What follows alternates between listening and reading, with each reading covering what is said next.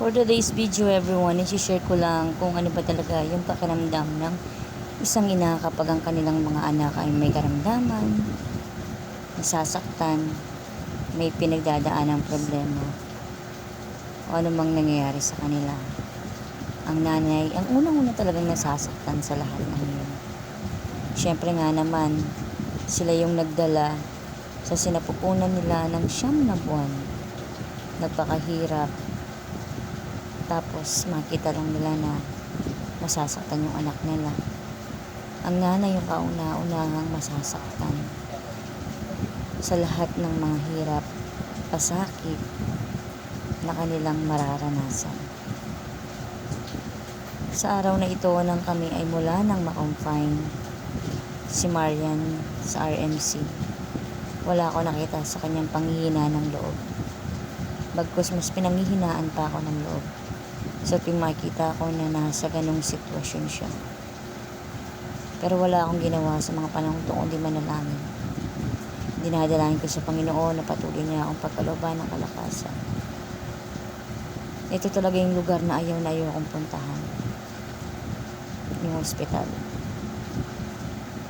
Ayaw ako nakakakita ng mga bagay na nakakasakit sa lugar na ito.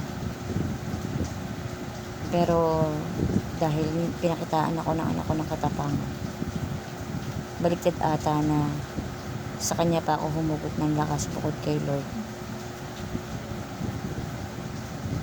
Napakatatag, napakatibay.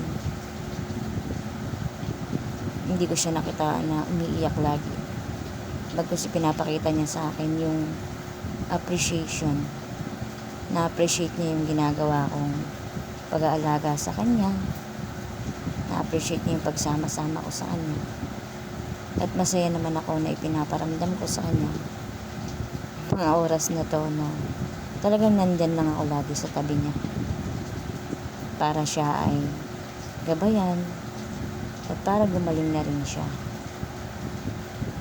Kaya naman natutuwa ako na nakita kong naka-smile siya lagi. At patuloy na nagpapakatatag. Lagi kong sinasabi sa kanya na sa buhay na ito, marami pang pagsubok, marami pang sakit, marami pang pagdadaanan.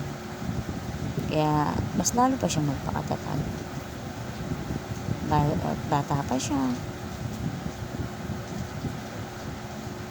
Nagkakaroon kami ng time para makapagkwentuhan ng bilang nanay at anak. Minsan talaga kailangan natin makipag-usap sa mga anak natin ng puso sa puso. At bilang isang ina, napakasarap sa pakiramdam na nakikita ko na namimiti yung anak ko at hindi na nahihirapan.